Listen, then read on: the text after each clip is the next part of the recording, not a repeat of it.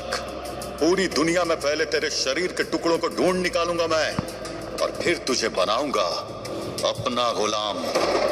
आसमान में लाल रंग की बिजली कड़क रही थी, चारों तरफ बर्फीला तूफान आया हुआ था और फिर अचानक से एक आंखें चौंधिया देने वाला प्रकाश हुआ और हजारों फुट ऊंचे अटलांटिस के पहाड़ों की चोटी पे उतरा मास्टर टीचर कॉन्टिनेंट का सबसे बड़ा वीर, सबसे मशहूर martial arts teacher Vipin Kamboj the great. ये कहकर सुपर मार्शल आर्ट्स योद्धा विपिन अपनी जादुई तलवार लेकर कूद गया अटलांटिस की खाई में। हजारों फुट गहरी उस अंधेरी खाई में उसकी जादुई तलवार एक मशाल की तरह जल रही थी।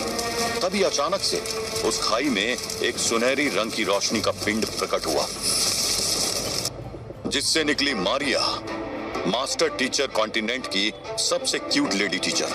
और वो विपिन से बोली, ये जंग हमें साथ लड़नी है, भूल गए तुम? याद रखना, जहां तुम वहां मैं। मारिया को देख के डबल एनर्जी में आ गया था विपिन और अब वो दोनों काल के अंधकार का अंत करने बढ़ चले धरती की कोख में। और फिर अगले ही पल विपिन अटलांटिस की खाई में नहीं बल्कि उस विशाल नाले में जा गिरा जो उसके घर के बाहर बह रहा था।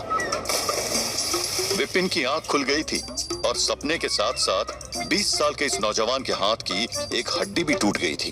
मारिया तो नहीं थी वहां, लेकिन मार पड़ने वाली थी विपिन कंबोज को, जो कि मास्टर टीचर कॉन्टिनेंट के मार्शल आर्ट स्कूल का सबसे बेकार टीचर था।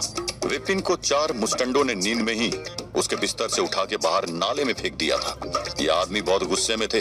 विपिन उन्हें देख के घबराते हुए बोला, भाई भाई भाई मारना नहीं, मैं तुम्हारे पैसे वापस कर दूंगा, पक्का।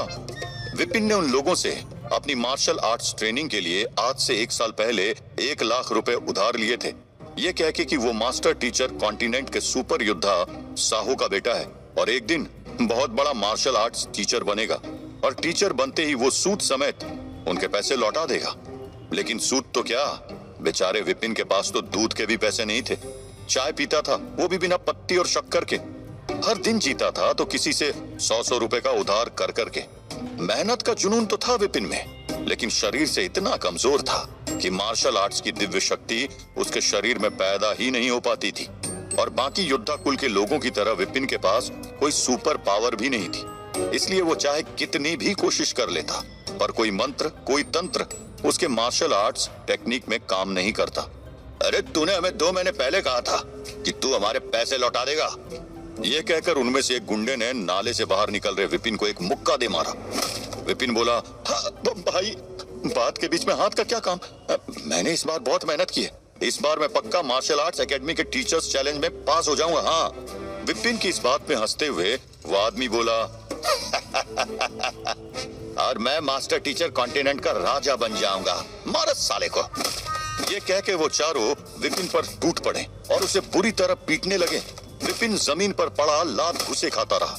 बेचारे विपिन ने उन लोगों से बहुत गुजारिश की, लेकिन वो उसे मारते रहे।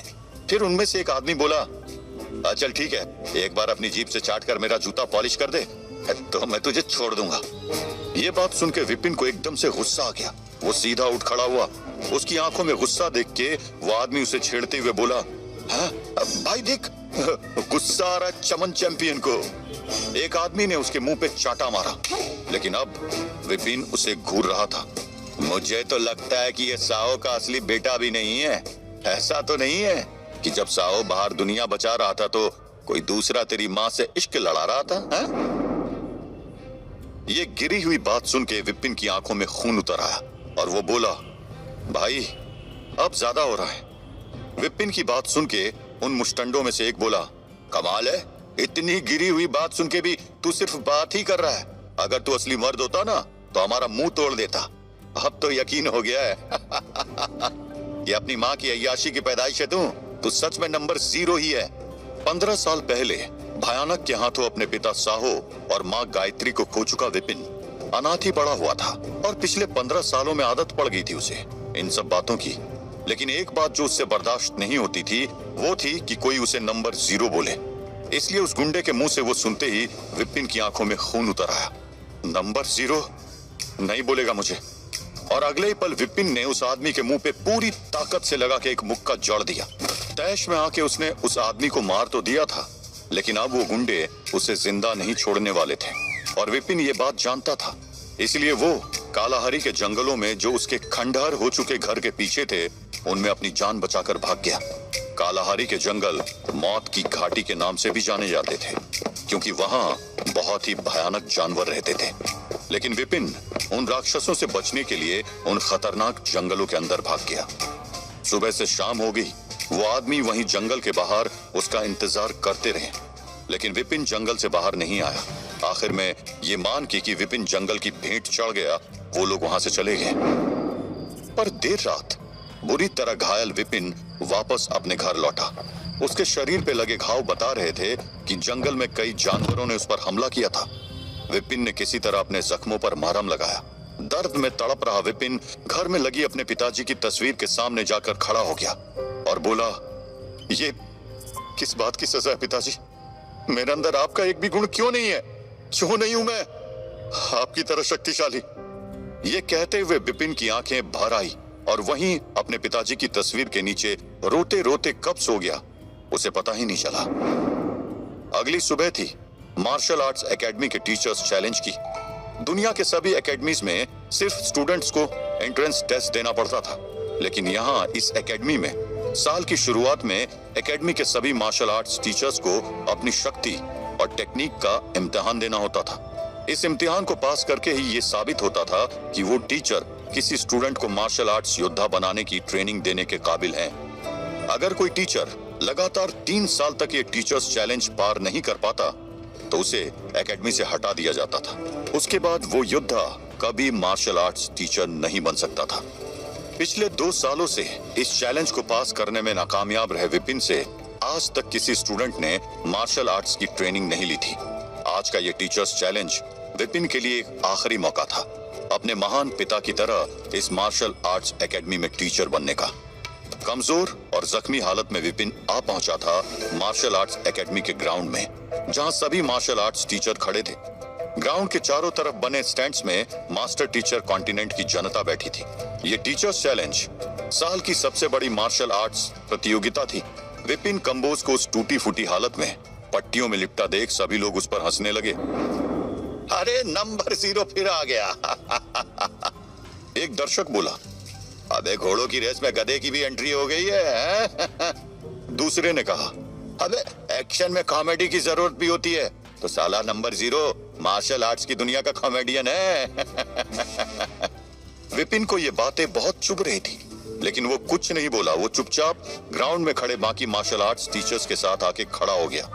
उसे देख के एकेडमी का एक टीचर रितेश, जो विपिन से बहुत चिढ़ता था, वहां खड़े एक दूसरे टीचर से बोला, यार एक बात बता, अगर कोई नंबर 0 की बहन को मारने की कोशिश करेगा और कोई उसकी माँ को मारने की कोशिश करेगा तो ये पहले किसको बचाएगा? हा?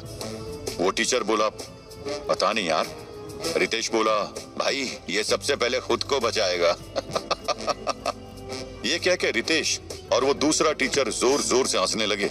विपिन रितेश की गर्दन उसके शरीर से अलग कर देना चाहता था, लेकिन उसने खुद को रोका और अपने चैलेंज पे ध्यान दिया। एक के बाद एक मार्शल आर्ट्स टीचर एक दूसरे से लड़ते गए और किस्मत देखिए, जब विपिन की बारी आई तो उसके सामने था रितेश। मुकाबला शुरू हुआ। पलक झपकते ही रितेश ने विपिन पर मार्शल आर्ट्स के वारों की बारिश शुरू कर दी। विपिन का पूरा शरीर पहले ही बुरी तरह घायल था, इसलिए रितेश के ये वार उसके शरीर को तोड़ते चले गए। लेकिन विपिन में ताकत की कमी थी, हिम्मत की नहीं। इसलिए ना विपिन की नजरें झुकी और ना उसके घुटने कमजोर पड़े। विपिन ने रितेश पर वार करने की कोशिश की, लेकिन रितेश में बहुत फुर्ती थी। इस वजह से विपिन के वार रितेश को छू भी नहीं सके। विपिन मार खाता रहा, लेकिन वो खड़ा रहा। 3 मिनट के बाद जब मुकाबला खत्म हुआ तो सभी जजेस ने रितेश को विजयी घोषित कर दिया। विपिन को देख के उस मुकाबले के जज बोले, विपिन कंबोज, ना आप कोई ऊर्जा वार कर सके, ना आपके मार्शल आर्ट्स मूव से आपके प्रतिद्वंदी को कोई परेशानी हुई। आप खुद को उसके किसी वार से बचा भी नहीं सके। माना कि आप खड़े होके पिटते रहे, लेकिन इस एकेडमी में हम स्टूडेंट्स को मारने की ट्रेनिंग देना चाहते हैं, मार खाने की नहीं। इसलिए आप ये चैलेंज हारते हैं। विपिन अपने पिता की तरह एक महान मार्शल आर्ट टीचर बनने का अपना तीसरा और आखिरी मौका खो चुका था। एकेडमी के ग्राउंड में खड़े सारे लोग उस पर हंस रहे थे। नंबर 0 की आवाज सिर्फ एकेडमी में ही नहीं, विपिन की आत्मा में भी गूंज रही थी। विपिन सिर झुकाए चुपचाप ग्राउंड से बाहर निकल गया।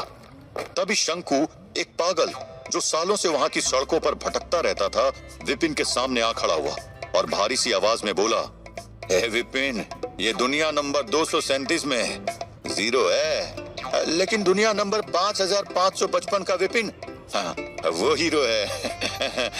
ये कहकर वो पागल शंकु विपिन की आंखों में झांकने लगा और एकदम से बोला, एक समय आएगा जब सब बदल जाएगा, उस दिन तू बनेगा हीरो। बिना उस पागल शंकु की बात पे ध्यान दिए विपिन वहां से निकल गया और शंकु चिल्लाता रहा, ये वाला विपिन हीरो है, जो आने वाला है वो हीरो है, हीरो। अब कौन सा विपिन हीरो था और वो कब और कहां से आने वाला था, ये तो भगवान ही जानता था। पर फिलहाल इस विपिन की जिंदगी में मुसीबतों का अंत नहीं हुआ था। विपिन जब अपने घर पहुंचा तो वहां उसका इंतजार कर रहे थे वही गुंडे जो कल उससे अपना उधार वसूलने आए थे। लेकिन इस बार जैसे ही वो गुंडे विपिन को मारने के लिए आगे बढ़े, विपिन भागा नहीं। वो बोला, आओ एक एक करके सबको बताता हूँ। विपिन जानता था कि ये गुंडे उसे जान से मार देंगे, लेकिन अब बात जान की नहीं, आत्मसम्मान की थी। विपिन उन गुंडों से तब तक लड़ता रहा जब तक कि उसके शरीर में कतरा भर भी जान बाकी थी। आखिर में 3 आदमियों ने छटपटाते हुए विपिन को पकड़ लिया और उनका मेन बॉस तलवार से विपिन का गला काटने ही वाला था कि तभी एक सफेद रंग की बिजली कड़की। सब कुछ जैसे बहुत धीरे हो गया, समय रुक गया। वे सभी गुंडे वहीं जम गए और एक दिव्य द्वार खुला और उसमें से बाहर आया एक लंबा चौड़ा मार्शल आर्ट्स योद्धा। विपिन इस शख्स को जानता था, और विपिन क्या, मास्टर टीचर कॉन्टिनेंट का हर शख्स इस योद्धा को जानता था। विपिन के सामने खड़े थे मास्टर टीचर कॉन्टिनेंट के सबसे महान गुरु मास्टर शेख, वही मास्टर शेख जो गुरु थे विपिन के पिता साहू के। मास्टर शेख, आप यहाँ क्या कर रहे हैं? विपिन के इस सवाल के जवाब में मास्टर शेख मुस्कुराते हुए बोले, कुछ नहीं विपिन, तुम्हारे नंबर 0 के खिताब के आगे 1 लगाने आया हूँ। ये कहते ही मास्टर शेख ने एक झटके से अपनी हथेली से विपिन के सीने पे एक ऊर्जा वार किया और अगले ही पल विपिन की आत्मा के सामने थी विपिन की बॉडी। हवा में तैरती विपिन की आत्मा ने अपने शरीर को देखा, जिसको पकड़ के वो 4 गुंडे जमे खड़े थे। और फिर उसने मास्टर शेख से पूछा, ये मैं अपने शरीर से बाहर कैसे आ गया? अगले ही पल विपिन की आत्मा के चारों तरफ की दुनिया बदलती चली गई और कुछ ही पलों में वो खड़ा था एनर्जी के बहुत बड़े आयाम में। ऊपर नीचे दाएं बाएं हर जगह बस एनर्जी की तरंगे बह रही थी। विपिन ने नीचे जमीन की ओर देखा तो उसे ऐसा लगा कि वो रोशनी के सागर में खड़ा है, जिसमें से हल्का हल्का धुआं उठ रहा था। हजारों फुट ऊपर आसमान में नीली और हरी ऊर्जा की तरंगे बह रही थी। उसके सामने हवा में कुछ अजीब सी लाल रंग की चिंगारियां भी फूट रही थी। विपिन की सोल इस ऊर्जा के सागर में टहलने लगी और उसने आगे बढ़ के एक लाल रंग की चिंगारी को छुआ। उस ऊर्जा की चिंगारी को छूते ही उसे एक अजीब सा कंपन महसूस हुआ।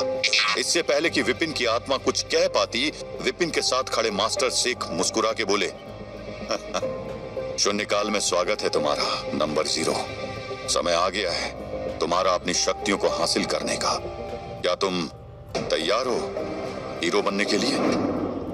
लेकिन जहां एक तरफ master Sheikh master teacher continent के नंबर 0 की जिंदगी बदलने वाले थे, एक अजीब सी काली शक्ति भी शून्यकाल में मडराने लगी थी। उस ऊर्जा के सागर से जिसमें से धुआं उठ रहा था, एक अजीब सी आकृति निकल रही थी। शून्यकाल के अंदर प्रकट हो रही काली शक्तियों के इस अंश को न विपिन ने देखा था और न मास्टर शेख ने।